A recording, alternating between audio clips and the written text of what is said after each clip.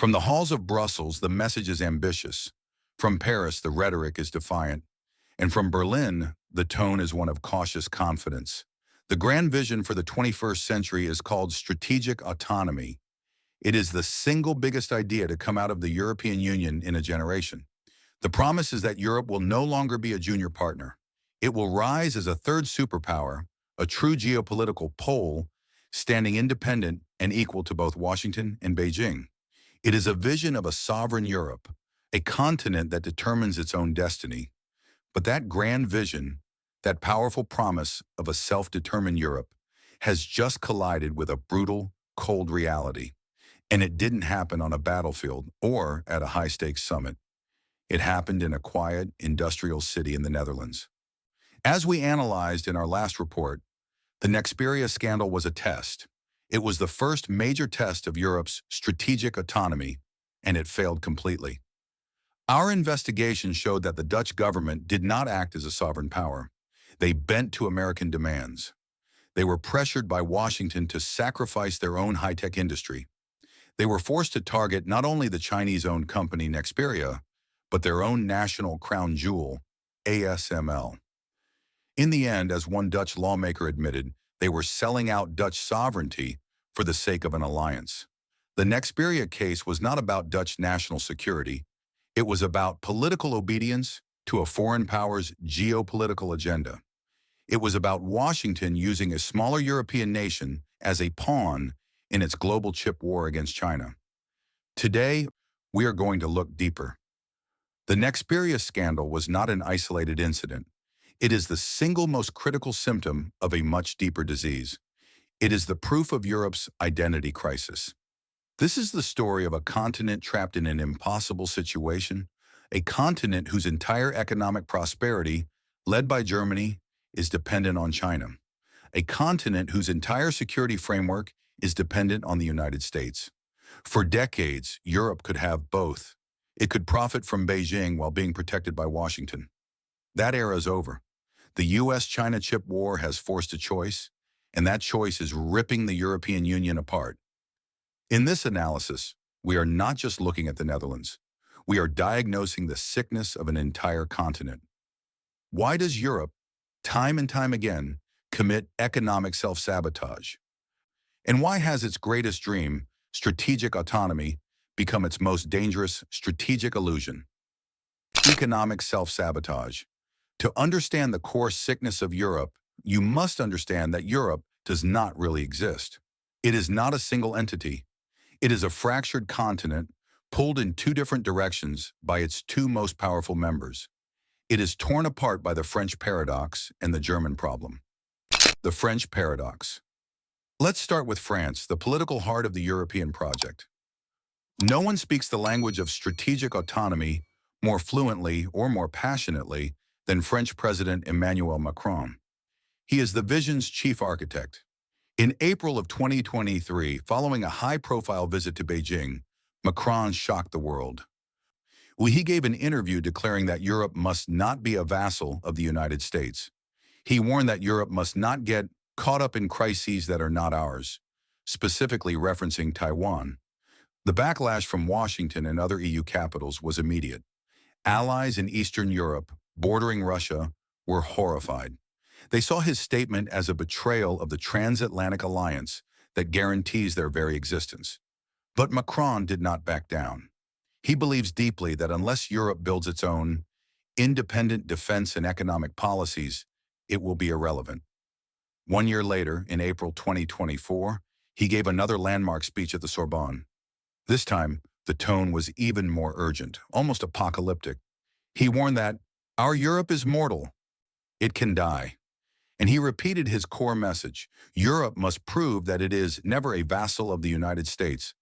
He called for a massive increase in European defense spending, for a new European industrial policy, and for the courage to think of Europe as a power in its own right. This is the French paradox. France has the political will for sovereignty. It has the independent nuclear deterrent. It has the desire to lead a third pole. It sees the world changing and understands that Europe must adapt or die.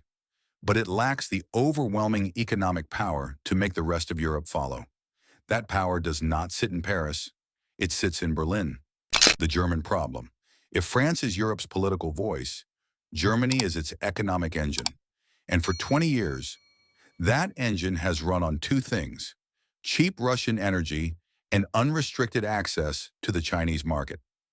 Now, one of those is gone, and the other is under direct threat. To understand why Europe is politically paralyzed, you must understand the German problem.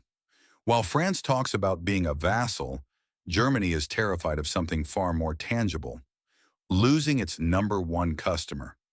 Let's look at the numbers because they are staggering.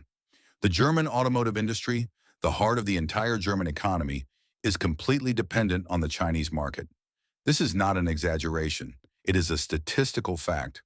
Volkswagen, the titan of German industry, sells nearly 40% of all its vehicles in China.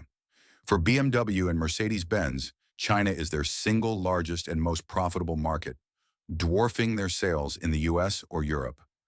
This economic entanglement means that for the leaders of these industrial giants, a full-blown trade war with Beijing, which is what Washington is demanding, is not a geopolitical strategy. It is economic suicide.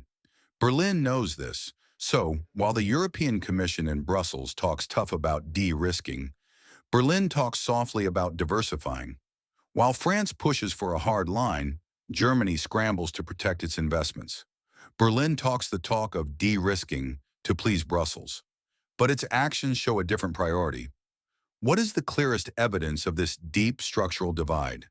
In April of 2024, at the very same time Brussels was trying to formulate a unified, tough-on-China policy, at the same time France was warning about being a vassal, what did German Chancellor Olaf Scholz do? He boarded a plane to Beijing, and he did not go alone. He brought with him a massive delegation of Germany's top CEOs, dominated by the auto industry. The visit was a direct signal to China: business as usual. The political backlash from other EU members was furious. Scholz was accused of undermining European unity. He was accused of prioritizing German corporate profits over the EU's common security.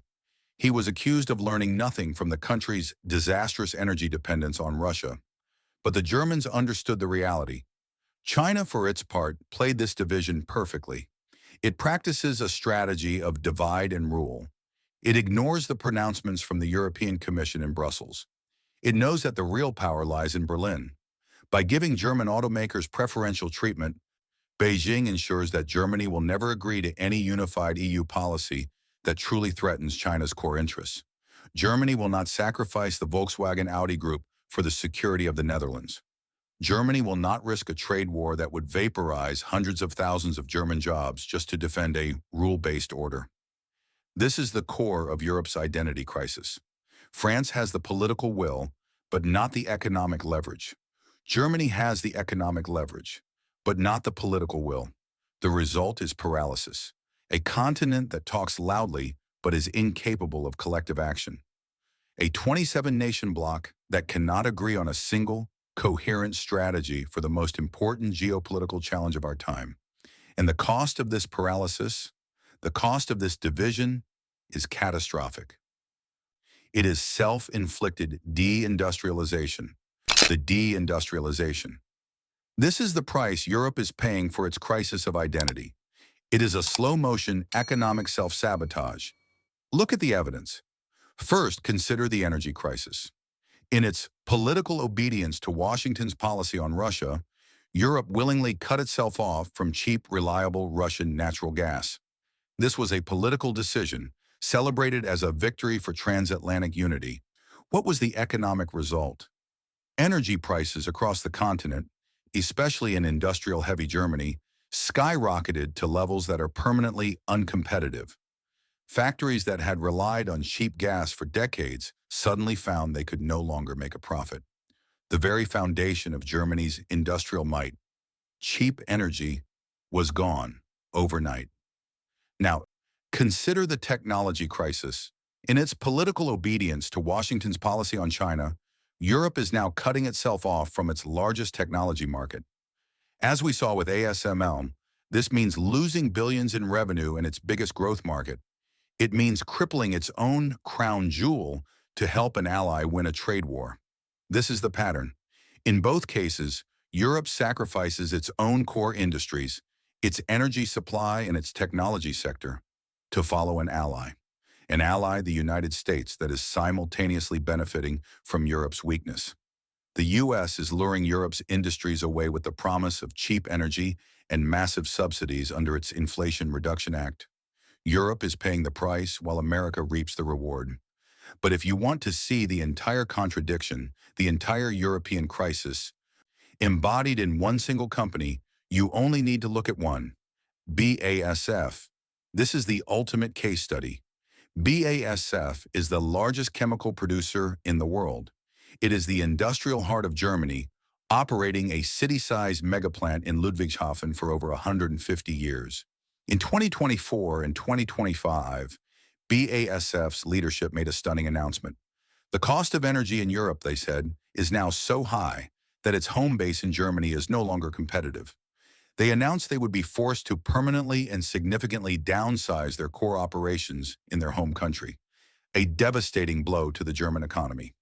So the question is, where did BASF decide to move its future investments? Where would this pillar of German industry spend its next $10 billion? To the United States, to take advantage of the cheap energy promised by its security partner? No.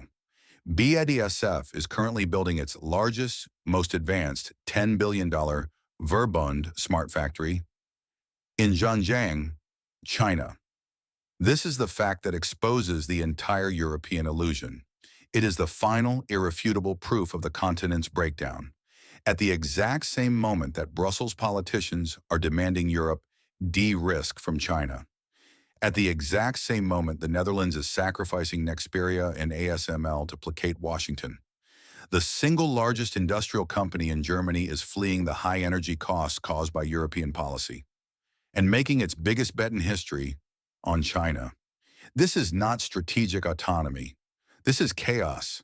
This is a continent at war with itself, where its politics, its economics, and its security are all pulling in opposite, destructive directions. The rude awakening. This is the rude awakening. The dream is over. Now we must look at the fallout. This is not an abstract political game for elites in Brussels. This is a real-world disaster for the people on the ground. Let's go back to the Netherlands, to the center of the storm. The direct economic consequence of the Nexperia and ASML blockades was immediate. Investor confidence collapsed.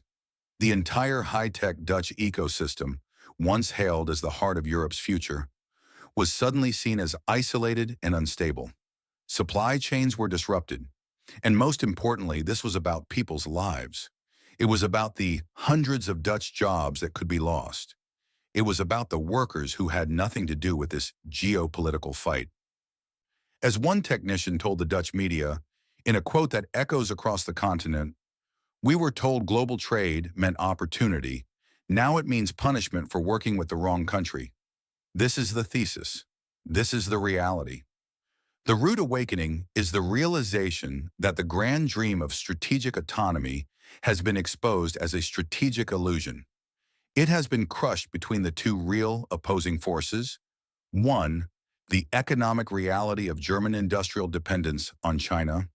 Two, the security reality of Europe's total dependence on America. The Nexperia case was simply the first crack to appear under this immense pressure. It is the proof that Europe, when forced to choose, is a continent unable to make its own decisions. It is the proof that the ultimate price for political obedience to an ally is economic suicide. This leads us to our final questions. Europe's leaders talk about sovereignty, but their actions show obedience. Meanwhile, their largest corporations are fleeing to China just to survive. In this new era of great power competition, does Europe truly have any other choice? Is it already too late for them to forge their own path? Let me know your thoughts in the comments below. Because as Europe fractures, China is not waiting. It is building a new global order. And next week, we will analyze how China's digital Silk Road is creating a new economic bloc that bypasses both America and Europe. If you found this analysis valuable, make sure to like, subscribe, and share this video. Thank you for watching.